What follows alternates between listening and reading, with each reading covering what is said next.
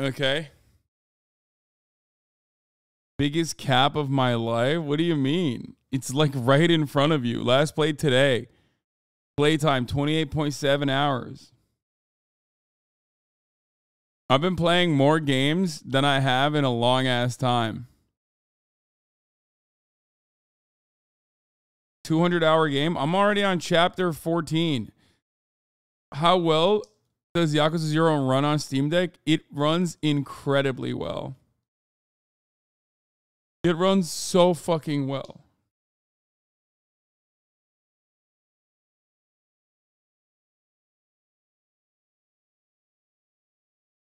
When the killer thinks he's smarter than the detective. I can look at this photo and I can say, whoa. W murder. Let's do W murder.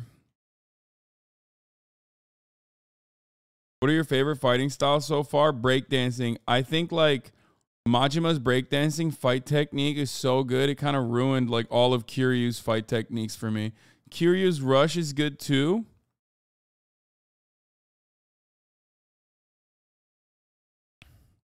On Black. Ooh, why TVs have become so inexpensive. Kiryu's brawler is OP as fuck.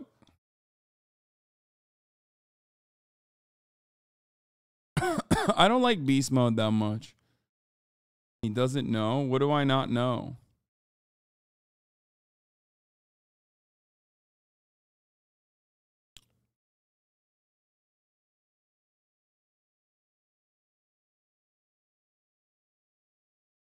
Black Friday 2006, Best Buy advertised a steal of a deal for this 56-inch Toshiba. $1,199. And check out this 32-inch for a whopping $799. In 2019, the same size TV could be found for as little as $209 for a 55-inch and just $79 for the 32-inch. And these aren't just regular old TVs. These are smart TVs. They're powerful enough to connect to the internet, stream shows, music, and more. If we're looking at this from a completely analytical perspective, it doesn't really make any sense. Larger TVs, higher resolutions, more capabilities with internet connectivity. It should all add up to be more expensive. Mass production and manufacturing improvements can help bring down costs, and they have over the years. But this is a dramatic drop in price. Generally speaking, you shouldn't be able to get more for less, especially when it comes to tech. So how do TV manufacturers manage to drop the cost of their units so substantially and still make a profit? Third world labor. Well, it's simple. They figured out another revenue stream. TVs have always been kind of expensive. Take this Westinghouse, the first color TV ever sold starting in 1954. It had a 21-inch screen and cost $1,295. Adjusting for inflation, that same TV would cost over $12,000 if it came out in 2019. Holy fuck. This was, admittedly, a luxury product, and not at all affordable to the masses. But it didn't stay that way. By You remember buying one of those? Yeah, I bought it for your mom after I fucked her. Truck guy 43. Yeah, back in 1964 when I was fucking your mom. Sorry, your grandma, actually. I'm your fucking grandpa. I'm your step-grandfather. You're grounded. In 1964, color TVs were being sold for just $400. Or over $3,000 in 2019 bills. Still a luxury product, but a slightly more affordable one. Part of the reason for that price drop is that once manufacturers figured it out, TVs were relatively easy to make. Consumers really only care that they look good and sound decent, so branding, colors, all that stuff didn't matter too much. This also meant that competition was much stiffer, and that helps drive prices down. This trajectory paints a picture that holds up for most TVs throughout history. The coolest, newest TV is extremely expensive, until the companies can get enough fabrication facilities to produce that particular type of television at a level that is cost effective for them. Then they drop the prices down just enough to get the masses on board. while still maintaining a high enough profit margin to make it valuable for them. This is the way things were for a long time, but it didn't stay that way. In 2007, the New York Times ran an article that suggested that manufacturers make approximately 20% profit margins on each individual TV. Besides Costco, because they had a generous return policy which ended up cutting their margins in half. But in 2019, those profit margins have dropped down to just 6%, according to the chief technical officer at Vizio. 6% is minuscule. It's the kind of profit that would be unsustainable in keeping a business alive if that's all you were making. But at a certain point, manufacturers realized that isn't all they needed to be making. They didn't need to get you to spend a lot of money on the TV, they just needed to figure out how to make money once you already had a TV. And if TVs were affordable enough that everyone could get one, then they'd be able to maintain a long-term business. After all, people usually keep their TV for 6.8 years. And so it's better to have a steady stream of revenue than a one-time hit every 6.8 years. Enter smart TVs, the turning point of the industry. For consumers, smart TVs are the most convenient way to go when purchasing a TV. 70% of Americans have one or more streaming services. With smart TVs, those are built in. You don't need to buy a Google Chromecast. Wait a minute, there's something else that happened, no? It wasn't like Chinese manufacturing? Wouldn't that be a big part of this? Like, what else changed in that time frame? Apple TV or an Amazon Fire Stick. You just get your TV and it's off to the races. You even get YouTube, so you could be watching me on your TV right now. In 2018, 37.2% of households had smart TVs, 16% more than the year before. And this trend is expected to continue growing because smart TVs are cheaper than ever. If you've recently been in an electronics store, you know that the only types of TVs that brands are selling these days are smart TVs. So how exactly do they make a steady stream of money after you've already purchased the TV? Well, there are a few ways, but quite simply, they track everything you do. While you're watching the TV is also watching you. Whether that's launching an app, watching cable or a streaming service, or even a DVD, the TV knows. It uses automatic content recognition to figure out what you're watching, no matter what you're watching. This is why you can't be watching porn on there, dog. It reports that data back to the TV manufacturer and to some third-party companies. One study by Northeastern University and Imperial College in London found that almost all TVs sent data to Amazon, Facebook, and Google's ad services. It also found that every TV sends data to Netflix, even if you don't install or even activate the app.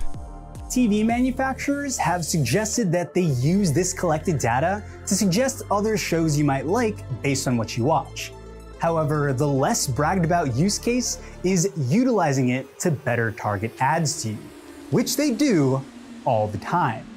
To be fair, these manufacturers now explain that some collection I'm a nut harder with this knowledge. Oh my God, dude. That is like, now that I know some fucking marketing executives know what kind of porn I'm into, oh my God, it's gonna be the unholy nut. Is occurring when you enable these options in your settings. They've also come forward to say that your data remains anonymous and that it is possible to turn off or opt out of these trackers. It just requires staying vigilant when setting up your TV and not just okaying through every step of the process. But even with all that, this is why OLEDs are more expensive in monitors than TVs. Why? Because OLEDs and monitors obviously would be insane if they spied on you. So they don't have the spying capabilities built into the OLEDs and the monitors. Is it really that anonymous? I mean, you're signing into Netflix, and your IP address can vaguely give away where you are in the world. So it'd be pretty easy to narrow down who you are if that was something someone really wanted to do. Every day, companies take strides to become more privacy sensitive and forward-facing when it comes to the data they're collecting on you. But the only way to take real steps to maintain your privacy is to not connect to the internet and use your smart TV as a dumb TV. But as mentioned earlier, this is just one way smart TVs can be sold cheaply. In an interview with The Verge, Vizio's CTO claims that data collection for ad purposes isn't the crux of their business model. They could sell TVs that don't have any trackers and it wouldn't cripple their business. They've diversified their revenue streams. But if they were to do that, they would have to sell their TVs at a higher cost to offset the losses from not collecting data. Besides trackers, Dude, I will never watch a Cheddar video ever again.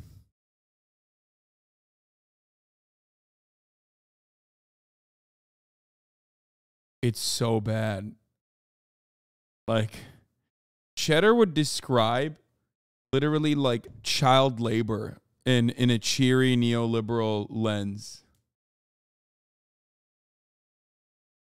Like, they'd be like, well, honestly, cocoa farming is conducted by child laborers. But the alternative is that chocolate would be very expensive. And we sure love chocolate, don't we? Also, here are some of the positives of child labor cocoa farming. For example, children get to learn so much about the wonderful, workplace experiences that they gain from cocoa farming.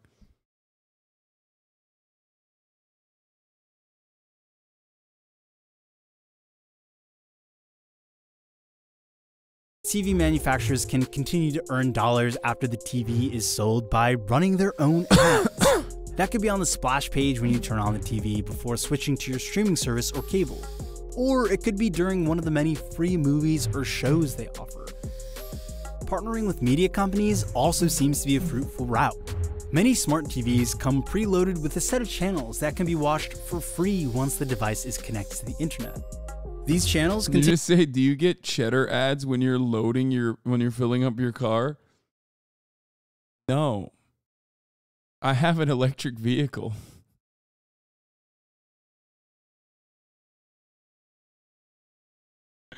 It'd be real weird if I got some ads while I was doing that.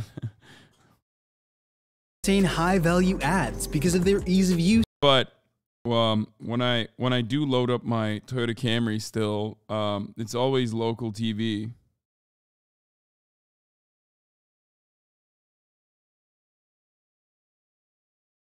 They have like the weather report and then like some local TV and then a bunch of ads, but never Cheddar.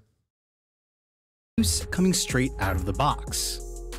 With these ads, the company that runs the channel makes some money and the TV manufacturer also makes some money. In the last few years, TVs have gotten a lot smarter and a lot cheaper. But all tech companies need to turn a profit. Cheap tech, or even free tech, is never truly free. Buying an electric car is only a luxury of the rich? Yeah, totally. Like, when you get a Kia Leaf, immediately...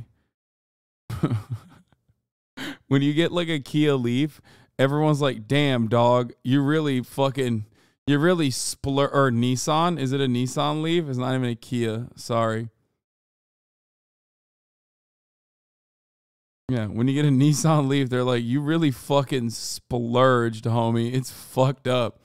Or even like a hybrid, like a Toyota Prius. People always say, damn, okay, big shot.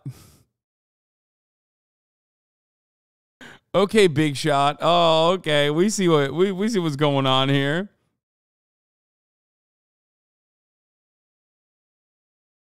Cheap. It's just that the transaction that's taking place isn't always a monetary one for you. Data is the new currency. With that, the responsibilities that we take on as consumers have become greater.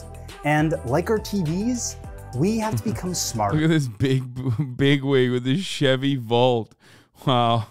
Big baller brand over here. Big baller alert. Watch out. Big baller coming in with a Chevy Volt.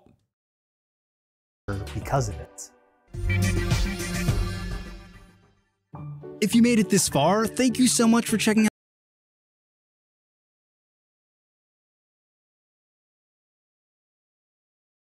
Your city is full of fake buildings. Here's why. Answers in progress.